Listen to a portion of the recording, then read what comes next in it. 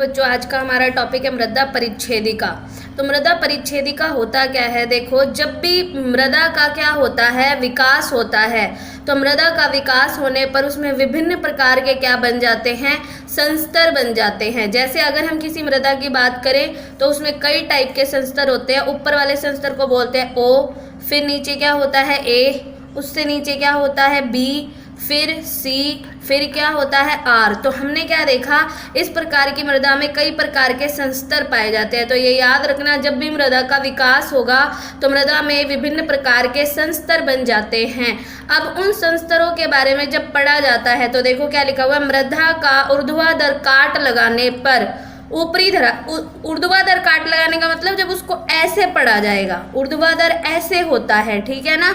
तो जब क्या कहा जाता है कि मृदा का ऊर्ध्वाधर काट लगाने पर ऊपरी धरातल से मूल पदार्थ तक विभिन्न परतें मृदा के समानांतर दिखाई देती हैं, जिन्हें क्या कहा जाता है, संस्तर कहा जाता है। तो ये विभिन्न प्रकार की परतें हैं। ये ओ एक परत है, ए एक परत है, बी एक परत है, सी एक परत है, आर एक परत है। तो ये विभिन्न प्रकार की जो परतें दिखाई देती हैं ये एक दूसरे के समांतर है। देखो, ये एक परत हो गई, फिर इसके समांतर दूसरी परत ये हो गई, फिर इसके समांतर ये तीसरी परत हो गई, इसके समांतर ये चौथी परत हो गई और इसके समांतर ये पांचवी परत हो गई। तो ये परतें आपस में एक दूसरे के क्या हैं, समांतर हैं, ठीक है। तो इसमें लिखा हुआ है कि मृदा का ऊर्ध्वाधर काट लगाने पर ऊपरी धरातल से लेकर, ये ऊपरी धरातल है और नीचे क्या पाए जाते हैं, मूल पदार्थ। तो ऊपरी धरातल से मूल पदार्थ तक विभिन्न परतें मृदा में समानांतर दिखाई देती है, जिन्हें संस्तर कहते हैं।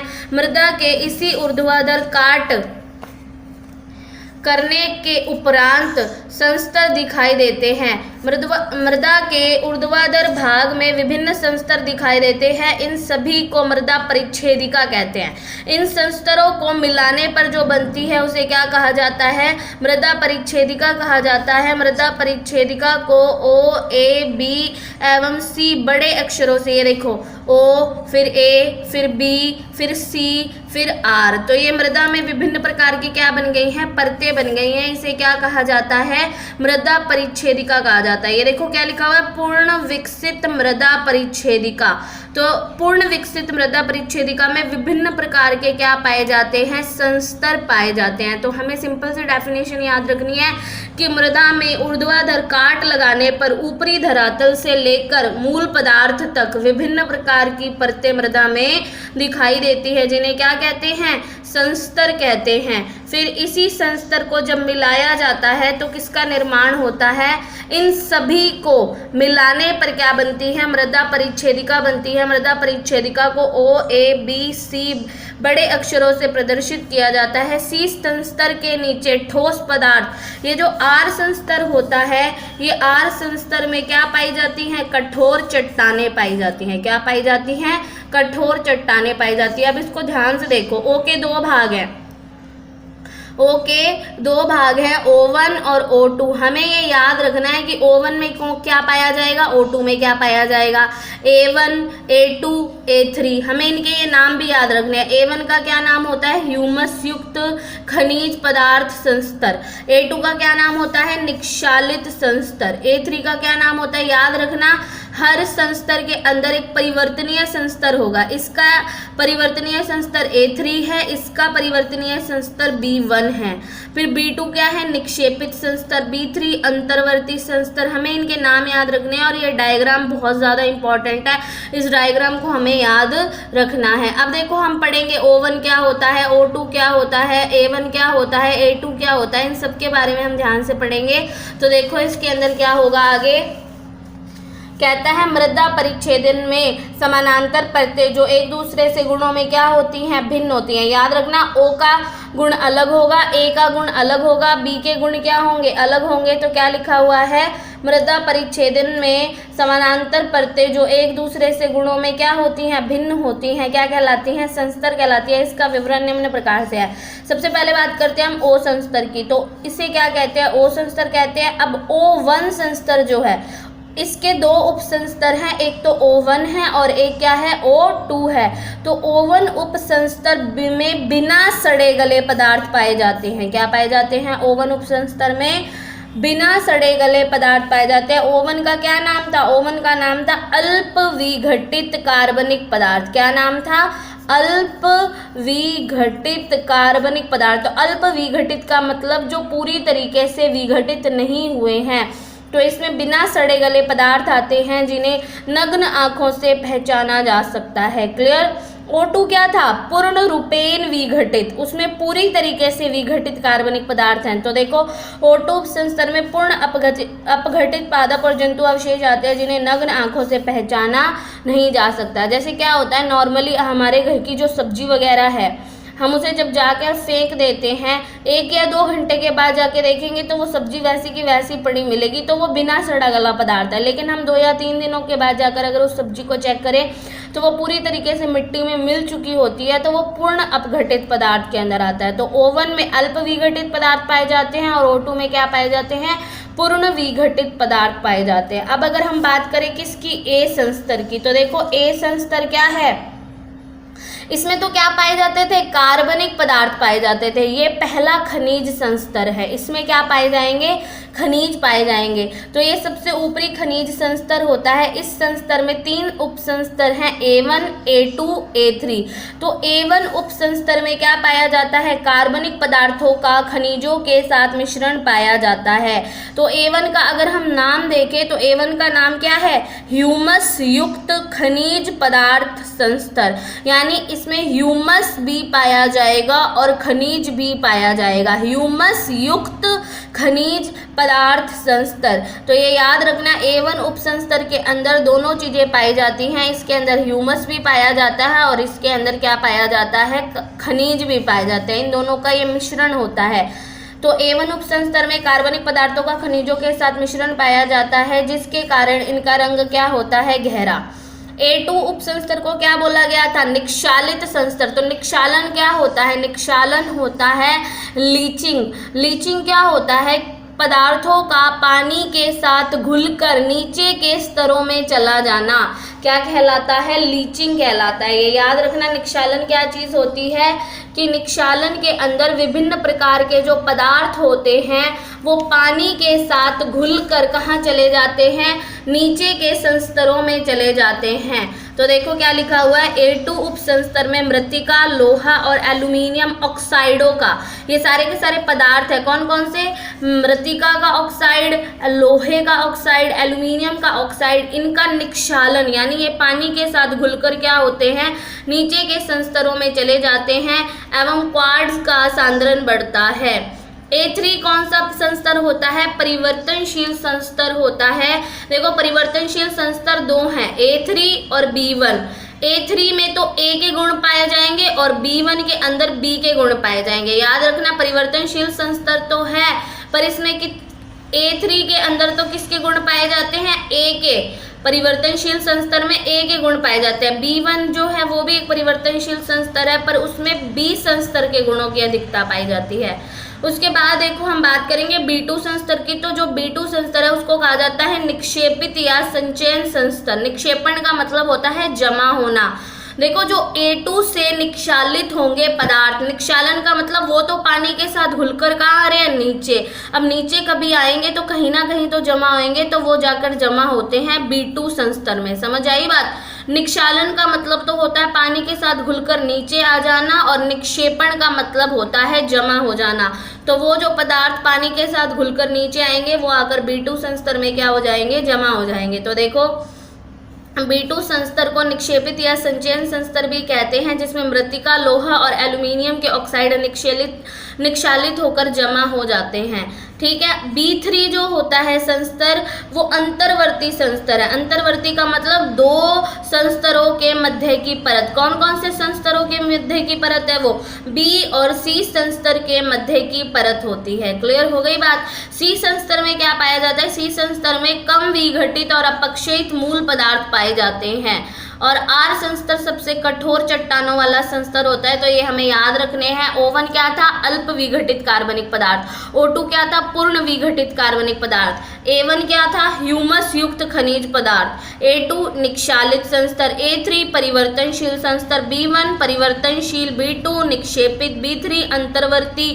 सी क्या हो जाएंगे, उसमें अपक्षयित पैतृक पदार्थ आएंगे, और आर संस्तर में कठोर चट्टानें आती है। ये पूरा का पूरा मृदा प्रोफाइल का वर्णन है, और ये हमें अच्छे से याद रखना है क्योंकि बोर्ड के पेपर में इनका डायग्राम और इनका वर्णन दोनों पूछे जाते हैं। अब देखो आगे क्या लिखा हुआ है। पृथ्वी, पृथ्वी ब्रह्मांड का एक अत्यंत सूक्ष्म भाग है। इसकी ऊपरी सतह मृदा से ढकी होती है। पृथ्वी उन 9 उपग्रहों में से एक है जो सूर्य के चारों ओर घूमती है। पृथ्वी की उत्पत्ति से ज्ञात हुआ है कि यह प्रारंभ में तप्त अवस्था में लावा के रूप में थी। पहले ये गर्म थी, जो ठंडी होकर धीरे धीरे वर्तमान ठोस रूप में परिवर्तित हुई है। पृथ्वी का सतह रुक्ष है। रुक्ष होने का मतलब कि समतल नहीं है, ठीक है, खुरदरी है, मतलब उभरे हुए इसके अंदर भाग हैं जैसे पर्वत, ठीक है। रुक्ष होने का मतलब एक तो होता है समतल, बिल्कुल सपाट होना, लेकिन पृथ्वी की जो सतह है वो सपाट नहीं है, ठीक है। इसमें उभरे हुए भाग, पर्वत और खोखले एवं गड्ढे पानी से भरकर क्या बनाते हैं, देखो जो भाग उभरे हुए होते हैं वो तो क्या बना लेते हैं, पर्वत बना लेते हैं, और जो खोखले भाग हैं उनमें जब पानी भर जाता है तो वो मिलकर क्या बनाते हैं, समुद्र और झील बना लेते हैं। भूगर्भ शास्त्रियों के अनुसार पृथ्वी 3 मंडलों के अंदर, कौन कौन से, वायुमंडल, जलमंडल और थलमंडल से मिलकर बनी है। तो सबसे पहले हम बात करते हैं वायुमंडल की। तो ये जलमंडल की अपेक्षा क्या है, हल्का होता है। अब वायुमंडल में है क्या, गैसें ही तो हैं, इसीलिए क्या होगा, ये हल्का संस्तर है, ठीक है, हल्का मंडल है। ये समुद्र की सतह पर कितना इसका दाब होता है, 14.6 पौंड प्रति वर्ग इंच होता है, ये याद रखना। ये भूमि का केवल कितना 0.03% भाग है। ये एक एक लाइन के क्वेश्चन है, ये हमें याद करने हैं, ठीक है ना।